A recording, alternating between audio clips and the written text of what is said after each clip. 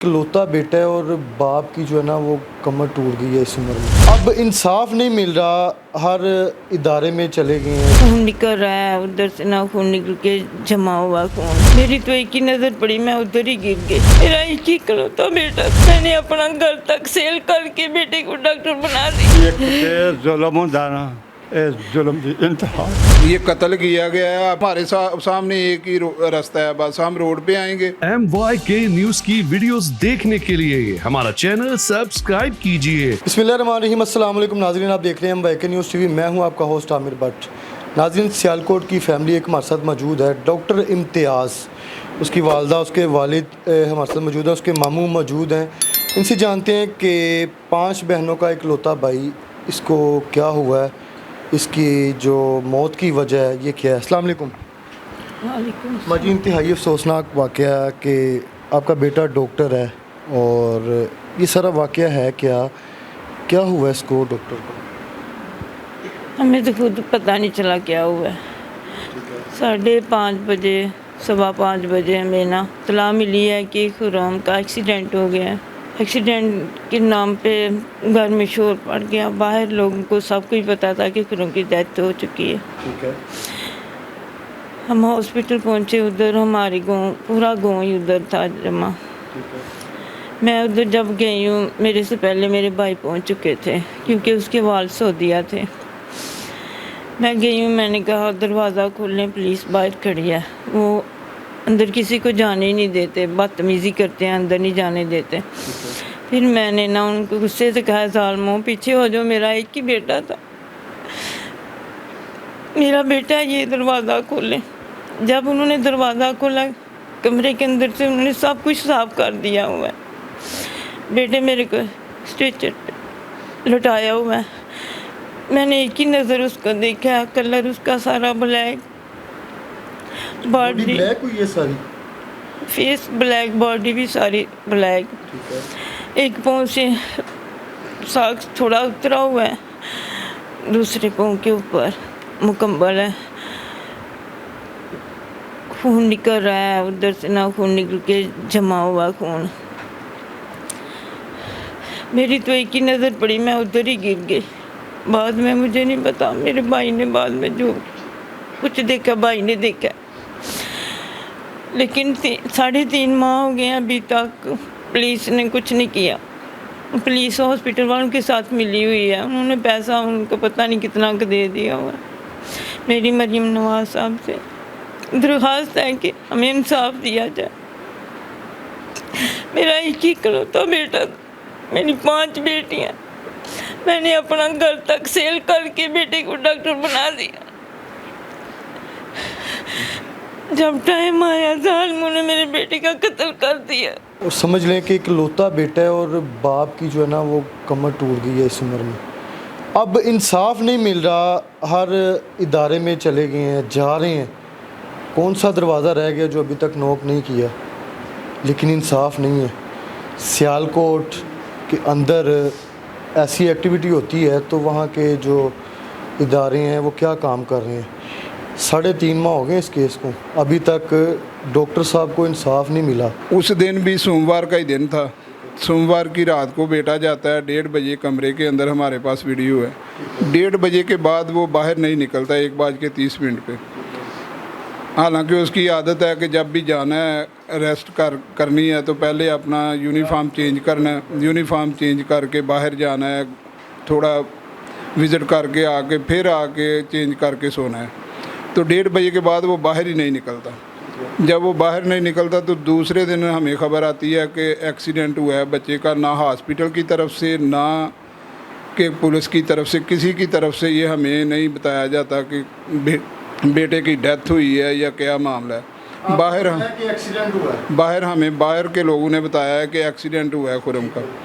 जब मैं चलता हूँ गाँव से, रास्ते में आता हूँ तो पता लगता है कि खुर्रम की डेथ हो गई है। कोई बंदा मुझे फ़ोन करता है, मैं उसको बोलता हूँ कि अगर डेथ हुई है तो फिर इनको बोलना कि रूम नहीं खोलना।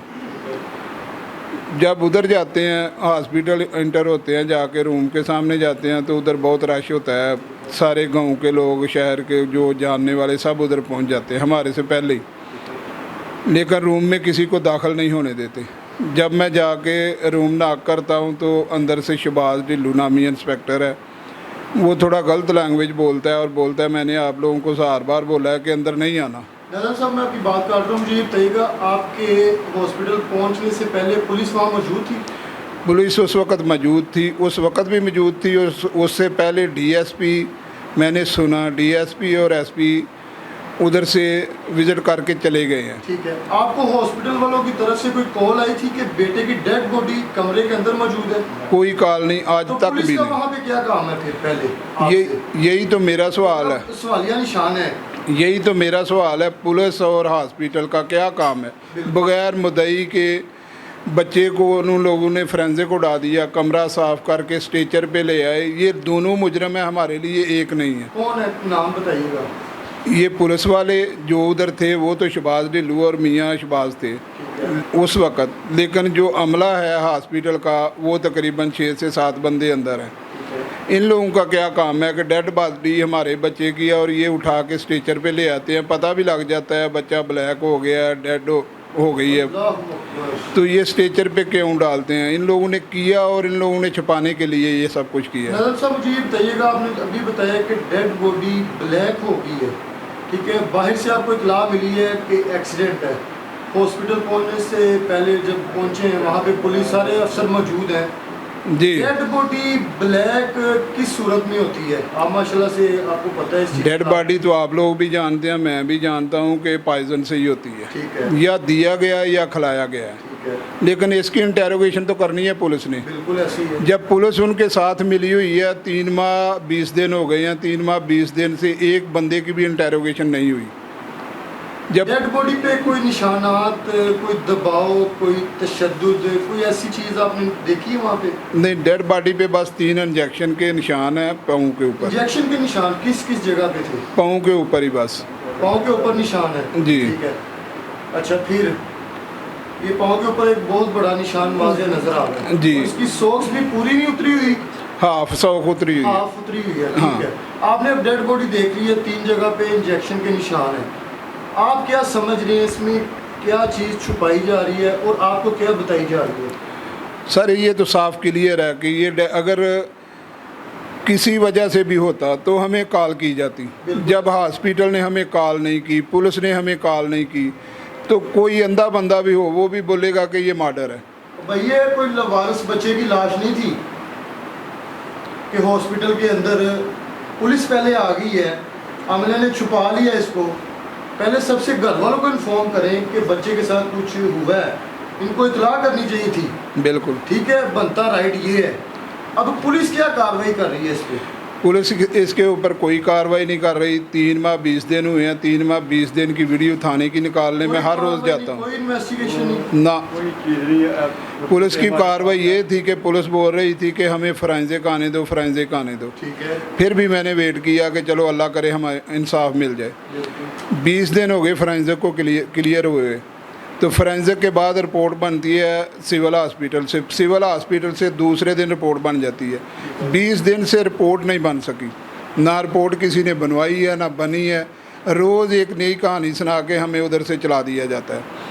तो हमारी तो रिक्वेस्ट है आईजी साहब और सीएम साहब से कि अगर आप इंसाफ के दरवाज़े खोलें तो यही दरवाज़ा एक हमारे लिए रह गया। बाकी जो हमारे सियालकोट की बात है ये तो हमें इंसाफ नहीं देंगे। आज तक मैं मुद्दई हूँ केस का, पुलिस की तरफ से मुझे कॉल नहीं आई, हस्पताल की तरफ से कॉल नहीं आई, किसी बंदे की तरफ से मुझे कॉल नहीं आई कि आपके साथ हुआ क्या है। तो जब इन लोगों ने हमें बिल्कुल टच ही नहीं किया तो ये तो सरासर ज़्यादती है ना, कि ये जब कत्ल ही इन लोगों ने किया तो हमें बताने की क्या ज़रूरत है इन लोगों को। ठीक है, ये कत्ल किया गया है, आपकी बड़ी मेहरबानी, इसको आप चेक करें, नहीं तो हमारे सामने एक ही रास्ता है, बस हम रोड पे आएंगे और इंशाल्लाह पूरा एहतजाज करेंगे। जो 500-600 बंदा उस दिन आ सकता था, आज 5-6 हज़ार बंदा आने को तैयार है। लेकिन ये आपकी मेहरबानी है, हमें मुजरम मत बनाएं, हमें इंसाफ दिलाएं। नाज़िम साहब मुझे बताइएगा कि जब आपने FIR करवाई है तो इन लोगों ने डायरेक्ट 302 लगाई है या 322 लगाई है? 109 की कार्रवाई करना चाहते थे, रड़ा में बिग थी इनकी। 109 में मशवरे में आ जाती है, 302 डायरेक्ट है कत्ल। डायरेक्ट कत्ल है, ये हॉस्पिटल ने किया है, 302 की कार्रवाई है ये। पुलिस ने 302 की कर दी FIR जी। तो इस बच्चे के जो मुलजिम है, मुलजिम अगर पकड़े जाएंगे फिर मुजरिम हो जाएंगे जी। मुलजिम अभी तक अरेस्ट क्यों नहीं हुए? अगर 302 की FIR हो गई है, 109 होती तो मशवरे में आना था, 322 है तो हादसाती मौत है, 302 लगी है, मतलब कि ये बंदा कातिल है जी। इसने कत्ल किया है, इसने कुछ ऐसा किया तो बच्चे की मौत हुई है जी। कोई बंदा नहीं अरेस्ट हुआ आज तक, ना कोई अरेस्ट हुआ है, ना तो किसी फिर को 302 पूछा किस गया। चीज़ की लगा दी है? पहले तो ये बताइए। ये तो पुलिस वालों से पूछना चाहिए था ना, बिल्कुल, IG साहब को 302 किस पूछना चीज़ की चाहिए लगा ना, दी है? IG साहब को पूछना चाहिए था ना कि ये आपने लगाई है तो इसको इंटेरोगेशन करो। बिल्कुल। आज तक ना कोई इंटेरोगेशन है, ना कोई बात है, बिल्कुल ऐसे ही वो बेलगाम फिर रहे हैं, ना उनको कोई खबर है कि हमारे हॉस्पिटल का यहाँ। नाम बताएं जरा। हॉस्पिटल का नाम है अमरान अदरीस हॉस्पिटल कैंट। बहुत अच्छा बच्चा ही, कोई टेंशन नहीं, सिर्फ है कतल किया गया हॉस्पिटल च। वो पता नहीं की हिसाब है, करप्शन नहीं सी करन दिंदा। 2-4 बारी सुनिया कि करप्शन ਜਿਹੜਾ ਬੰਦਾ ਕਰਦਾ ਸੀ ਪੈਸੇ ਵਾਪਸ ਵੀ ਕਰਾਉਂਦਾ ਰਿਹਾ ਉਹਨਾਂ ਕੋਲੋਂ। ਸ਼ਾਇਦ ਉਹ ਸਾਰਾ ਅਮਲਾ ਉਹਦੇ ਤੇ ਕੀ ਹਿਸਾਬ ਹੈ, ਕਰਪਸ਼ਨ ਨਹੀਂ ਸੀ ਕਰਨ ਦਿੰਦਾ। ਕਰਪਸ਼ਨ ਤੋਂ ਬੰਦੇ ਵੀ ਕੱਢੇ ਨੇ ਉਹਨਾਂ ਨੇ। ਹਸਪਤਾਲ 'ਚੋਂ ਬੜਾ ਨਾਂ ਸੀ ਉਹਦਾ, ਯਾਨੀ ਸਭ ਤੋਂ ਜ਼ਿਆਦਾ ਮੰਨੀ ਜਾਂਦੀ ਸੀ ਉਹਦੀ। ਲਾਸਟ ਟਾਈਮ ਮੁਲਾਕਾਤ ਕੋਈ ਫੋਨ ਤੇ ਬੇਟੇ ਨਾਲ ਗੱਲ ਕੋਈ ਪਰੇਸ਼ਾਨੀ ਹੁੰਦਾ ਨਾ ਕਿ ਬੱਚਾ ਕਿ ਯਾਰ ਮੈਂ ਹਸਪੀਟਲ ਨਹੀਂ ਜਿਸ ਦਿਨ ਉਹਦਾ ਸ਼ੇਅਰ ਕੀਤੀ ਹੋਈ ਜਿੱਦਣ ਉਹਦਾ ਕਤਲ ਹੋਇਆ 5 ਤਰੀਕ ਨੂੰ ਸਵੇਰ ਮੈਂ ਬਾਹਰ ਹੁੰਦਾ। ਮੈਂ ਸਵੇਰ ਯਾਨੀ ਪਾਕਿਸਤਾਨੀ ਟਾਈਮ ਦੇ ਮੁਤਾਬਕ 9 ਵਜੇ ਫੋਨ ਕੀਤਾ। ਉਹਨੂੰ ਕੋਈ ਟੈਨਸ਼ਨ ਨਹੀਂ, ਕੋਈ ਗੱਲ ਨਹੀਂ, ਕੋਈ ਬਾਤ ਨਹੀਂ, ਅਲਹਮਦੁਲਿਲਾ ਉਹਨੂੰ ਕੋਈ ਟੈਨਸ਼ਨ ਨਹੀਂ।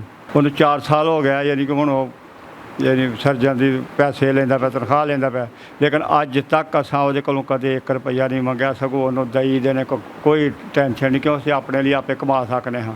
ਲੇਕਿਨ ਹੁਣ ਤਾਂ ਸਾਡੇ ਕੋਲੋਂ ਮਜਬੂਰੀ ਬਣ ਗਈ ਹੈ, ਲੇਕਿਨ ਪਹਿਲਾਂ ਅਸੀਂ ਕਮਾਉਂਦੇ ਰਹੇ। ਮੈਂ ਬਾਹਰ ਹੁੰਦਾ ਅਤੇ ਮੈਂ ਉਹਦੇ ਕੋਲ ਕਦੇ ਉਹਦੇ ਕੋਲ ਕੋਈ ਪੈਸਾ ਨਹੀਂ, ਕੋਈ ਧੇਲਾ ਨਹੀਂ ਮੰਗਿਆ। ਅਲਹਮਦੁਲਿਲਾ ਬੜਾ ਖੁਸ਼ ਸੀ ਆਪਣੀ ਜਗ੍ਹਾ 'ਤੇ, कोई टेंशन नहीं है। आजी साहब को थ्रू कैमरा क्या मैसेज देना चाहेंगे CM मरियम नवाज साहिबा को? सरकार साडी रिक्वेस्ट है IG पंजाब अगे, मुहतरमा वज़ीर आला साहब अगे, जनाब शहबाज शरीफ साहब अगे, वज़ीर आज़म पाकिस्तान, सानू इंसाफ दिता जाए। मैंने बहुत लाडू से अपने बेटे को पाला था। 14 साल का था जब मैंने तरबेला कैडेट कॉलेज में एडमिशन लेके दिया। वहाँ उसने मैट्रिक किया, फिर कहने लगा मैंने GC लाहौर ना FSC करनी है। मैंने कहा बेटा उधर ही कर लो। फिर लाहौर आ गया, GC यूनिवर्सिटी में उसने FSC की। फिर ना सियालकोट मेडिकल कॉलेज, उसी पहला बैच था, उसमें एडमिशन ले लिया कि पास है, चलो घर में आने जाने की आसानी हो जाएगी। तकरीबन 5-6 साल इन जालमों के साथ रहा है। जालमों ने आकर में जुल्म कर दिया। हम तो शादी की तैयारियां कर रहे थे। उस दिन भी खुरम जब घर से गया, मैंने जेवर का कहा, मैंने बेटा जेवर बनवा लें। कहता मैं आज सुनियारी के पास जाऊंगा। सुनियारी के पास भी गया उस दिन, वहाँ कुछ इसने सेट वगैरह देखे हैं। फिर उधर ही अमले में बैठा है, उनको कहता है कि मैंने ना सुबह हाल का पता करने जाना। हम तो खुशियाँ, हमें पता ही नहीं कौन सा हाल हमारे लिए करवाना है। जालिमों ने मेरे बेटे का कत्ल कर दिया। अज एक जुल्म होंदा ना, इस जुल्म की इंतहा। अल्लाह आपके लिए आसानियाँ पैदा करें। जहाँ तक होगा हम आपकी आवाज़ उन इदारों तक लेके जाएंगे कि इसमें कोई बेहतरी आ सके। उसकी वजह ये है कि सियालकोट के DPO साहब और इसका ख़ास करके जो है ना नोटिस लें, इस चीज़ को दोबारा जो इसकी इन्वेस्टिगेशन की जाए। इन्वेस्टिगेशन अगर ये नहीं मुतमिन चेंज कर दें। अगर आज इनका बेटा है, इस चीज़ को दबाया जा रहा है, कल को आपका बेटा भी हो सकता है, किसी और का बेटा भी हो सकता है। प्रोग्राम का फीडबैक आपने लाजमी देना है। इसी के साथ अपने होस्ट आमिर भट्ट को इजाज़त दें। अल्लाह हाफिज़।